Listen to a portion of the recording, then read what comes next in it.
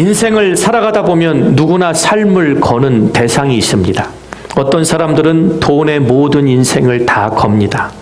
어떤 사람은 권력의 인생을 겁니다. 어떤 사람들은 명예의 인생을 겁니다. 또 어떤 사람들은 쾌락에, 어떤 사람들은 취미에, 어떤 사람들은 도박이나 로또 같은 불확실한 확률에 자신들의 온 인생을 걸기도 합니다. 그런데 이런 것들이 이 땅을 살아가는 우리들에게 인생의 행복을 보장해 줄 수 있다고 여러분은 생각하십니까? 결코 그렇지 않습니다. 이것들은 다 땅의 현상입니다. 하나님이 불어버리시고 걷어가시면 바람처럼 불려가고 떠나고 나면 아무것도 남지 않는, 그것이 우리가 이 땅에서 썩어질 것들, 없어질 것들, 하나님의 영광과 비교도 안 되는 것들을, 그걸 가슴에 품고 인생을 걸 가치가 없다는 것입니다. 세상 것에 인생을 걸면 언제 그것들이 떠나갈지 모르기 때문에 우리는 그걸 지키려고 발버둥치며 늘 불안한 인생을 살 수밖에 없는 것입니다. 전생애를 걸어도 아깝지 않은 대상, 여러분의 삶의 일평생을 걸어도 안전한 대상, 현재의 삶뿐만 아니라 미래와 영원한 삶까지도 책임질 수 있는 대상에게 우리 성도라 불리는 그리스도인들은 우리의 모든 것을 걸어야 합니다. 그래야 삶이 안전하고 기쁘고 풍성함을 누리게 되는 것입니다. 전 인생을 다 걸어도 괜찮을 대상이 있다면 그게 과연 무엇입니까? 그것은 바로 예수 그리스도와 그분의 복음뿐입니다. 예수 그리스도 안에 우리가 추구하는 모든 것들이 다 들어있습니다. 거기에 참된 길이 있고 그토록 찾아 헤매던 인간의 참된 생명이 그 안에 있습니다. 십자가의 복음과 부활의 능력에 우리가 살 길이 들어있다는 말씀입니다. 그러므로 정말 우리 생애가 하나님 안에서 값지고 아름다워지기를 원하신다면 복의 근원이신 예수 그리스도를 올바로 만나게 되시기를 주의 이름으로 축원드립니다. 그분께만 여러분의 인생을 걸게 되시기를 바랍니다. 그런 성도님들이 다 되시기를 주의 이름으로 간절히 축복합니다. 오늘 본문에서 베드로가 성도에게 복음의 진리를 거듭 강조하는 까닭을 먼저 표현을 합니다. 내가 이미 너희들이 알고 있는 복음의 진리를 이렇게 강조하고 되새기는 이유가 여기 있다 하면서 오늘 본문을 시작합니다. 이건 뭐냐면 우리가 깨달은 복음의 진리는 한 번 아는 것으로 끝나서는 안 된다는 것입니다. 끝까지 반복해서 깨우쳐서 주님 앞에 서는 그날까지 복음의 핵심 가치를 우리 삶에서 잃어버리면 안 된다는 것입니다. 우선 베드로가 이 장막에 있을 동안에 성도를 일깨우기로 마음을 먹었다, 이렇게 표현합니다. 장막이 뭘까요? 임시 거주지를 말합니다.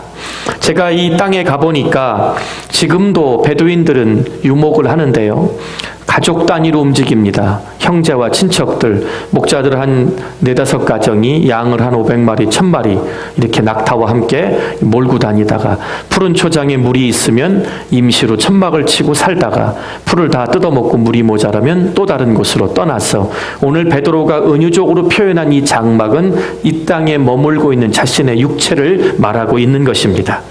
한 곳에 집을 짓고 거처하는 대신 옮겨 다니는 장막을 세웠다가 또 접고 또 세웠다가 하는 인생의 나그네임을 설명하고 있는 것입니다. 육체는 영원히 하나님 부르실 때까지 잠깐 머물다 가는 임시 거주지라고 베드로는 분명히 깨닫고 있었습니다. 베드로는 본인이 아직 육신을 갖고 살아있는 동안에 부지런히 복음의 진리를 상기시키려고 노력하고 있다는 것을 오늘 본문에서 표현하고 있는 것입니다. 오직 예수 그리스도와 복음의 진리를 일깨워주는 사역에만 내 인생의 모든 것을 쏟겠다는 표현을 하고 있는 것입니다. 생전에 베드로가 예수 그리스도와 그분의 복음을 열심히 증거하면 자신이 죽고 나서도 그 복음의 가치를, 그 복음의 진리의 능력을 깨달은 베드로의 후배들, 베드로의 제자들, 베드로가 사랑했던 초대교회 성도들이 예수님의 재림의 순간까지 복음의 가치를 잃어버리지 않는다는 확신이 그에게 있었던 것입니다. 실제로 베드로가 세상을 떠나고 남은 복음서가 하나 있습니다. 그게 뭔지 아십니까? 우리가 읽는 마가복음, 그 책이 바로 베드로가 떠난 뒤에 나온 복음입니다. 무슨 얘기냐면 마가복음은 마가가 썼다 해서 마가복음입니다. 마가는 예수님이 선택한 제자들 중에 한 사람이 아니었습니다. 마가는 예수님이 직접 뽑은 제자들 무리에 들어있지 않았고, 예수님이 다니시면서 하나님의 영광의 나라 천국의 복음의 비밀을 풀어주실 때 직접 듣지 못했고, 예수님께서 더러운 귀신을 내어 쫓을 때 예수님께서 병든 자를 고치시는 현장에 있지 않았던 사람인데, 복음서 중에 예수님의 병 고침과 귀신을 쫓아내는 사역을 마가처럼 생생한 디테일을 가지고 기록한 책이 없습니다. 왜 그럴까요? 마가가 바로 베드로가 그토록 사랑했던 제자입니다. 자기가 마가에게 이 복음의 진리를 깨우쳐주고 내가 체험한 예수 그리스도를 얼마나 생생히 그의 삶 가운데 전했으면, 마가가 그 베드로의 가르침을 듣고 복음의 진리를 깨닫고 그 머릿속에서 되새기며 들었던 모든 믿음을 종합적으로 써낸 책이 마가복음입니다. 초대교회를 세웠던 모든 교부들이 이 마가복음을 베드로 복음이라고 불렀던 이유가 여기 있는 것입니다. 베드로가 강조했던 일들, 베드로가 믿었던 확신한 믿음, 그가 전한 복음의 진리가 마가를 통해 이 세상에 나왔고, 사복음서에서 가스펠, 굿뉴스, 기쁜 소식이라는 복음이라는 말을 가장 먼저 사용한 것도 마가입니다. 복음서는 역사의 기록이나 시편처럼 찬양이나 사도 바울이 썼던 편지 글과는 특별한 장르입니다. 그것을 마가복음이 시작함으로 이 땅에 오신 예수님에 대한 기록이 본격적으로 기록되기 시작한 것입니다. 베드로의 관심사는 오직 예수 그리스도와 그의 복음을 상기시키고, 자기가 죽은 후에도 그 가르침이 떠나지 않고 진리의 능력이 퍼져 나가는 것이었습니다. 오늘날 교회와 성도들도 베드로와 같은 신앙의 자세를 가지고 살아가야 할 것입니다.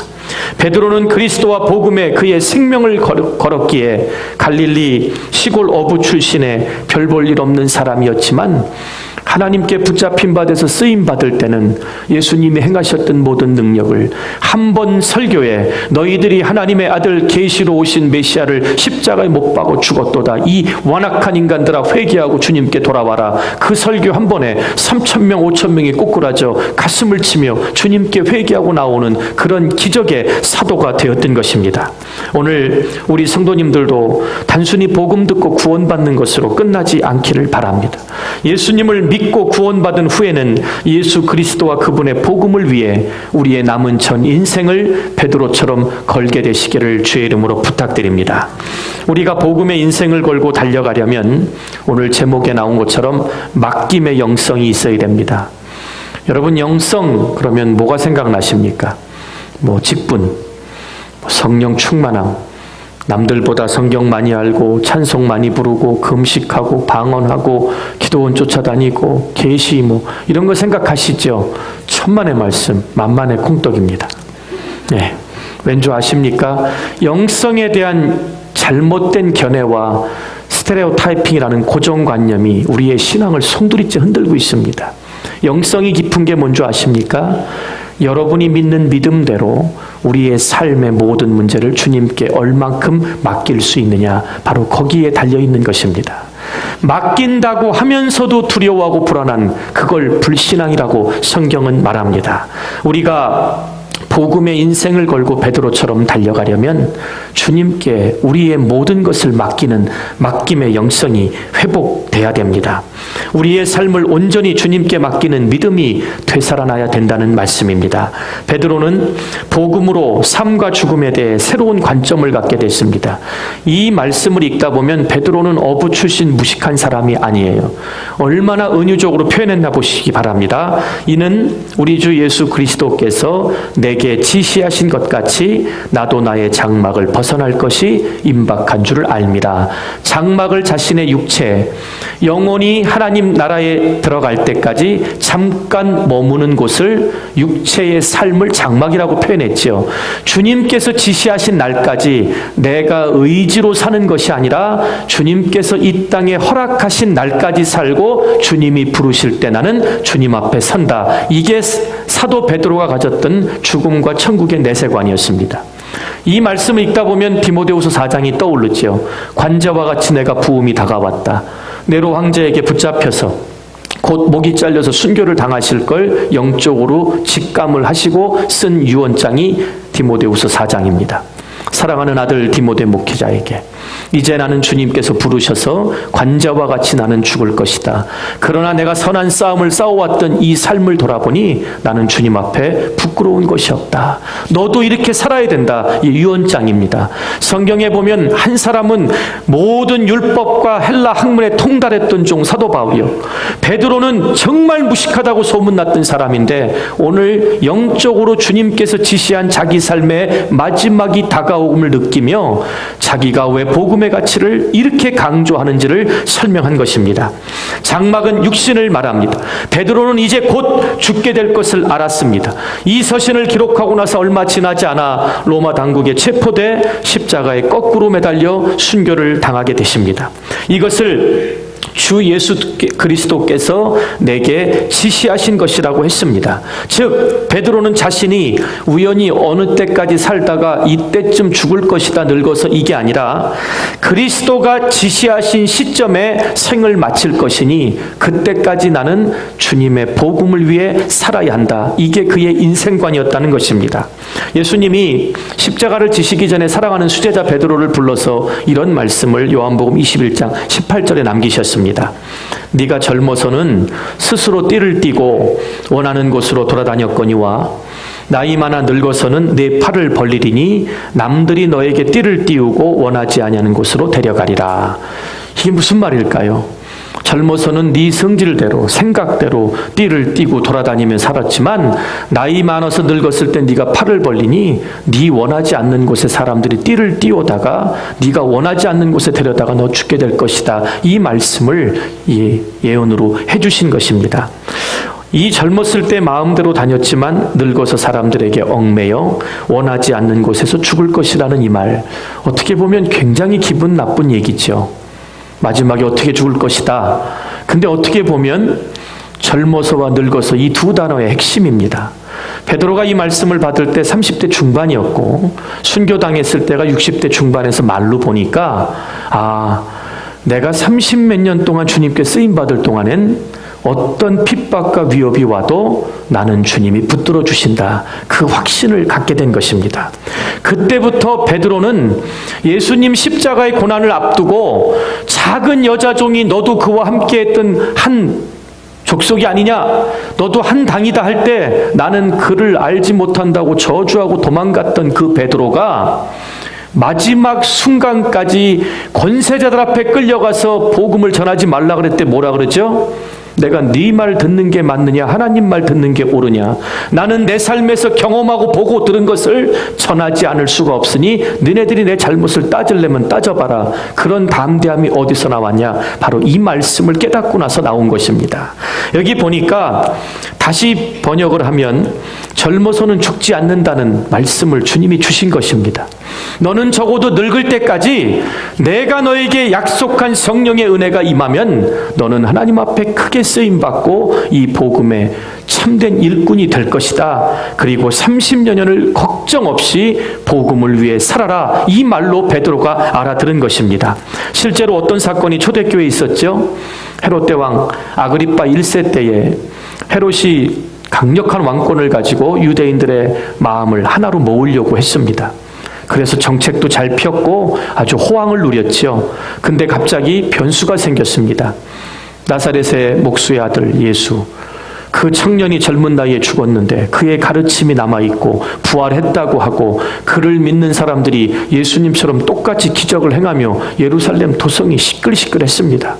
나밖에 모르던 인간들이 은혜 받고 교회에 와서 내 것을 내 것으로 주장하지 않고 교회에 바치고 그걸 가지고 가난하고 힘들고 어려운 고아 과부 모든 가난한 사람들을 주의 사랑으로 구제하며 복음을 전하고 한 번 설교에 3,000명 5,000명씩 교회로 밀려들어 세상이 비로소 그들을 그리스도인들이라 부르는 폭발적인 성령의 은혜를 받자 위협을 느꼈어요.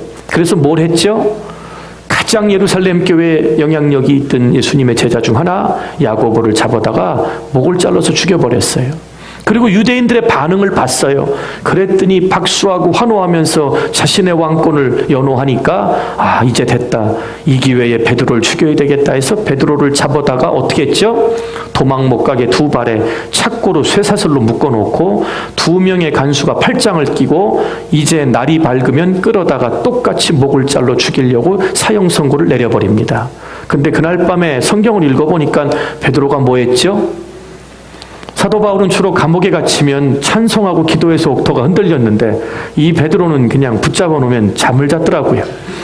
그것도 얼마나 잠을 잘 잤는지 깊은 감옥에 가뒀다고 성경에 기록되면 현장에 가보니까 감옥까지 가서 제일 중요한 죄수는 감옥문을 7개 정도를 통과하게 돼 있더라고요. 철커덕 열고 들어가는데 안 깨니까 천사가 옆구리를 후려치니 일어났더라. 근데도 얼마나 깊이 잠들었는지 비몽사몽간에 따라 나오다가 어느 정도 나오니까 이게 꿈이 아니구나. 그리고 천사가 호련히 떠나가 또 가서 복음을 전하는 사건이 나옵니다. 여러분 같으면 목사님 이거 무식해서 그래요. 어떤 무식한 사람이 내일 목 잘려 죽는데 코를 골고 잘 수 있습니까? 전 그렇게 생각 안 합니다. 그의 마음속에는 내가 지금 내 형제가 먼저 순교를 당했지만 주님께서 핍박이 있을 것이고 마지막에 영광의 승리가 있는 날까지 너희는 복음의 가치를 붙들어라 한 그 말씀을 붙들고 나는 주님의 말씀을 듣고 늙을 때까지 나는 죽지 않으니 이 정도의 쇠사슬 내일 나를 잘라 죽인다고 해도 나는 평안 가운데 자리라. 저는 하나님이 사랑하시는 자에게 단잠을 주신다고. 그래서 우리 성도들은 수면제 만드는 사람들의 적이 돼야 됩니다. 여러분 모두가 아무리 피곤하고 힘들고 근심 걱정이 많으셔도 주님께 맡기고 믿음으로 잠자리에 들 때 하루의 모든 피로가 수고하고 무거운 짐을 주님 안에서 내려놓고 하나님이 주신 하늘의 평강의 복으로 누가 옆구리를 쳐서 깨울 때까지 안 일어나고 주무시기를 주의 이름으로 축원드립니다. 또 아침에도 안 일어나시면 안 됩니다. 교회를 늦게 오시면 안 되지요. 아마 베드로가 그냥 코까지 골면서 늘어지게 잤던 것 같습니다. 죽음조차도 두려워하지 않는 그의 믿음, 이게 주님께 맡기는 영성입니다. 이 사건이 벌어졌을 때만 해도 젊을 때니까 베드로는 예수님의 분명한 말씀을 믿었던 것입니다. 하나님께서 처형당하기 전에 분명히 하나님의 일을 이루실 거라는 확신이 그에게 있었던 것입니다. 저는 이 맡기는 것을 신앙이라고 믿습니다. 어떤 환경일지라도 그리스도인에겐 상관이 없습니다. 상황이 얼마나 복잡하든 우리에겐 상관이 없는 것입니다. 그리스도인에게는 주님께서 담대하라 내가 세상을 이기었노라 그 말씀을 붙들고 두렵고 떨지 않기를 바랍니다. 결코 죽음도 두려워하지 않고 하나님 앞에 평강으로 나아가는 자세가 맡김의 영성입니다. 이런 믿음의 태도가 있어야 무슨 일을 당해도 당황하지 않습니다. 하나님께서 책임져 주실 것을 믿기 때문에 절망의 사건에 얽매여도 불평하거나 원망하지 않고 하나님의 뜻을 구하게 돼 있습니다. 괴로워하지도 않습니다. 한편 베드로는 죽음이라는 사건 자체를 두려워하지 않았는데 여기 뭐라고 번역이 됐냐면요. 내가 힘써 너희로 하여금 내가 떠난 후에라도 어느 때나 이런 것을 생각나게 하려 하노라. 우리나라도 이 미신 영향으로 저승길 가는데 춥지 말라고 노잣돈 더 줘야 된다고 이런 얘기들 드라마 보셨죠? 이 귀신들의 역사도 하나님의 역사를 알아볼 때가 있습니다. 가끔 예수님이 하나님의 아들인 거를 멀쩡한 인간들은 몰라봤는데 누가 알아봤죠? 귀신 들린 미친 인간들이 알아봤어요. 여러분이 미친 사람 앞에 섰을 때 하나님의 성령을 못 알아보면 둘 중에 하나가 잘못된 거예요. 이게 덜 미쳤든지 내가 성령이 없든지. 이해되시죠? 예. 여기 보면은 베드로가 억울하고 무식하다고 얘기할 수 없는 게 뭐냐면 여기서 나온 단어가 헬라어 엑소더스입니다. 무슨 말이죠? 출애굽이라는 단어입니다. 베드로는 죽은 다음으로 육체가 끝나는 게 아니라 내 장막을 주님께서 지시한 때까지 살고 이제 하나님의 영광의 보좌 앞에 갈 텐데 이걸 또 다른 인생의 문을 여는 여정으로 자신의 죽음을 해석하고 있는 보통 지혜로운 사도가 아니었습니다. 헬라어로 엑소더스 원뜻은 길을 연다. 하나님께서 함께 해주셔서 새로운 길을 떠난다라는 뜻이 있습니다. 이 단어를 제목으로 삼은 성경이 출애굽기죠. 우상을 숭배하고 짐승 취급받고 채찍맞고 노예 생활에서 하나님의 임재가 머무는 약속의 땅으로 장소가 이동하는 것, 이것이 출애굽기의 주제입니다. 그러니까 베드로는 자신의 영혼이 육신의 장막에 잠시 거하지만 주님이 지시하신 때까지 복음의 가치를 붙들고 살다가 내가 떠날 길을 가고 있다. 자기네 죽음을 후배들에게 이렇게 말하고 있는 것입니다. 여러분이 자녀들에게 내가 주님께서 부르실 때가 돼서 나는 떠나 주님이 예비한 처소에 가서 너희를 위하여 중보기도 할 테니 너희도 그곳에 소망을 잃지 말아라. 이렇게 멋지게 유언해야지. 나 가고 나도 싸우지 말아라. 이렇게 얘기하고 가실 거예요. 우리의 인생이 베드로같이 자신의 마지막을 내가 지금 죽는 것은 죽어서 소멸하고 끝나는 것이 아니라 하나님의 보좌 앞으로 내 장소가 움직이는 거라는 그 믿음의 확고한 고백이 되살아나기를 바랍니다. 살아도 주님 것이고 죽어도 주님 품 안에 있다는 사실을 굳게 믿는 성도는 죽음 앞에 떨지 않습니다. 오늘날 사람들의 걱정과 염려가 끊이지 않는 이유가 무엇입니까? 이 땅의 삶이 전부인 줄 알고 인생을 걸기 때문에 그렇습니다. 무엇을 먹고 무엇을 입을까 염려하며 이 땅의 삶이 전부인 줄 알고 매달리기 때문에 그걸 빼앗기지 않으려고, 놓치지 않으려고 발버둥치며 두려워하는 것입니다. 베드로처럼 주님께 맡기는 영성을 회복하시기를 주의 이름으로 축원드립니다. 더 나아가서 우리가 복음의 인생을 걸고 살아가려면 체험의 영성이 중요합니다. 지난주에 저도 참 놀랐습니다. 이 정도 연세가 되시는 분들은 못 흔드시겠지 했는데 뛰어나오시더라고요. 또 얌전하게 또 체면 차려서 하다가 본인도 모르게 이렇게 춤추시는 거 제가 다 찍어놨습니다. 일주일 동안 찬양하시는 모습을 보면서 이렇게 잘 움직이시는데 주일날은 왜 이렇게 뻣뻣하실까? 예, 관광버스를 좀 태워드려야 흔드실려나 생각도 했습니다. 예, 이 본문 말씀의 핵심은 뒷구절에 다 가 있습니다. 여러분, 베드로가 언제 변했다고 생각하십니까? 물론 답은 마가의 다락방 오순절의 성령 강림 사건 이후입니다. 그때 완전히 변해됐습니다. 근데 그 변화를 잊기까지 베드로는 저와 여러분이 반드시 체험해야 될 그 과정을 겪었습니다. 오늘 그 장면을 이야기하는 것입니다. 예수님이 어느 날 제자들을 데리고 높은 산에 올라가셨죠. 누구 데리고 올라가셨죠? 제가 모르면 베드로, 요한, 야고보 찍으라 그랬잖아요. 예. 그 셋을 데리고 성경의 변화산이라고 안 나옵니다. 높은 한 산, 구름에 가리운 산. 근데 그곳에서 갑자기 땀을 흘려서 예수님이 앞서 올라가시고 등산 가듯이 산에 올라갔는데 갑자기 예수님이 광채가 나기 시작하더니 하늘에 빛이 들어오는데 사람이 만들 수 없는 이 흰 빛, 이 광채에 베드로 눈으로 직접 본 것입니다. 너무 놀라서 충격받고 황홀해 있는데 하늘의 문이 열리더니 음성이 들립니다. 뭐라고요? 이는 내 사랑하는 아들이라. 하나님께 그 음성을 들은 것입니다. 이게 뭐예요? 쉽게 설명을 드리면 여러분 영화를 보러 가면 본편 나오기 전에 뭐 나오죠? 예고편 나오죠. 하나님의 영광의 나라의 창조주인 예수님, 자기를 불러주시고 자기에게 사명을 맡겨주시고 성령을 보내주신 예수님이 하나님 보좌에 빛나는 영광의 관체 하나님의 나라를 그 변화산에서 본 것입니다.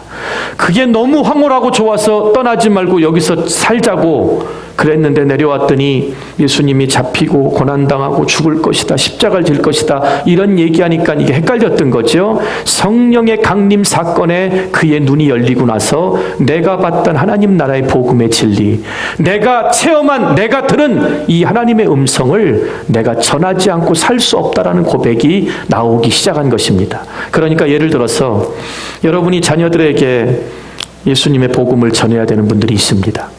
여러분을 낳아주신 사랑하는 부모님이 아직도 살아 계시다면 아직도 기회는 있는 것입니다. 그런데 뭐를 체험했는지 모르고 교회 한번 나가보세요. 니네 이렇게 살면 안 돼. 주일날 예배 빠지지 마. 물론 그 말도 못하는 분보다는 하시는 분이 난데요. 오늘 마가가 베드로에게 얼마만큼 열정적이고 확신에 찬 그 말을 들었으면 한 번도 예수님을 따라다닌 적이 없는 마가가 쓴 복음서라고 여러분 믿기십니까? 여러분이 삶에서 예배 가운데 현장에서 기도하는 가운데 살아계신 부활의 주님을 만났다면 자녀들이 예배를 떠나 죽음의 길을 가고 있는데 그대로 놔두고 하나님 앞에만 기도한다? 저는 말이 안 된다고 생각합니다. 여러분의 부모님이 살아계시는데 다른 일에 바빠서 언젠간 누가 가서 복음 전하겠지? 저는 말이 안 된다고 생각합니다. 하물며 우리의 삶의 현장에서 복음을 모르고 죽어가는 영혼들에게 내가 베드로처럼 변화된 예수님의 영광의 천국의 모습을 봤다면, 기도하는 가운데 하나님의 음성을 들었다면, 찬양하는 가운데 여러분의 심령 속에 말씀하시는 성령님의 음성을 들었다면 그 확실한 체험이 우리 삶의 증거로 나타나는 것, 그것을 삶의 간증, 하나님의 응답, 기적이 상식이 되는 믿음이라는 것을 바로 교회와 성도가 증명해야 한다는 것입니다. 우리 주 예수 그리스도의 능력과 강림하심을 너희에게 알게 한 것이 교묘히 만든 이야기를 따른 것이 아니다. 이제 무슨 얘기까지 하죠? 베드로가 살고 복음을 전할 때는 헬라 시대였습니다. 바다의 신 포세이돈, 아쿠아맨 같은 거 보셨죠? 신 중의 아버지 제우스, 온통 설화를 만들어, 신화를 만들어 인간 세상과 이렇게 만들어 놨는데 아주 그럴싸하게 교묘하게 논리적으로 풀어서 자신들에게 온갖 신이 있다고 맞게 했죠. 근데 베드로는 교묘하게 만들어낸 그런 신화가 아니라 뭐라고요? 그의 크신 위엄을 친히 본 내가 증거하는 게 이게 복음이다, 이 얘기를 하고 있는 거예요. 그러면서 지극히 큰 영광 중에서 이러한 소리가 그에게 나기를 이는 내 사랑하는 아들이요 내 기뻐하는 자라 하실 때에 그가 하나님 아버지께 존귀와 영광을 받으셨느니라. 이 소리는 우리가 그와 함께 거룩한 산에 있을 때에 하늘로부터 난 것을 들은 것이라. 그러니까 베드로는 내 귀로 직접 듣고 내 눈으로 봤고 내 앞에 약속하신 대로 사망 권세를 깨트린 부활의 주님이 떠나가는 것이 유익하여 나에게 보내주신 성령 하나님, 나는 그 음성을 듣고 사니 지금 내가 전하는 것, 내가 죽은 이후에도 그 복음의 핵심 가치는 너희들을 지탱하는 능력과 힘이 돼야 된다는 것을 말씀하고 있는 것입니다. 오늘 저는 여러분의 후세들에게 어떤 훌륭한 목사나 전도자가 아니라 여러분 자녀들, 여러분 남편과 아내, 여러분의 형제 자매, 여러분의 부모님에게는, 여러분의 삶을 가장 잘 아는 그들에게는 여러분 삶 속에 체험한 예수님이 드러나면 전도는 끝난다고 믿습니다. 여러분 모두가 그런 삶을 살아가시기를 바랍니다. 베드로는 비록 잠깐이지만 변화산에서 예수 그리스도의 변형을 직접 보았고 하나님의 생생한 음성을 들었습니다. 찬란하고 영광스러운 장면을 직접 목격하고 체험하고 난 그 감격의 모습에 헷갈렸던 모든 게 성령 충만한 지혜로 인하여 모든 예수님의 계시가 깨달아서, 여기 뭐라고 그랬죠? 먼저 우리 모두 알 것은 성경의 모든 예언은 사사로이 풀 것이 아니요, 여러분들이 사업할 때 착 펴서 나중에 창대하리라 이런 식으로 사사로이 풀지 말고 뭐라고요? 예언은 언제든지 사람의 뜻이 아니라 하나님의 감동으로, 성령의 감동하심을 받은 사람들이 하나님께 받아 말한 것임이니라. 여러분 말씀이 내가 원하지 않는 뜻으로 여러분에게 큐티의 말씀과 주일날 말씀이 선포될 때 사사로운 말씀이 아니라 하나님의 성령의 감동으로 여러분의 인생에 주시는 말씀임을 깨달으라, 이 뜻입니다.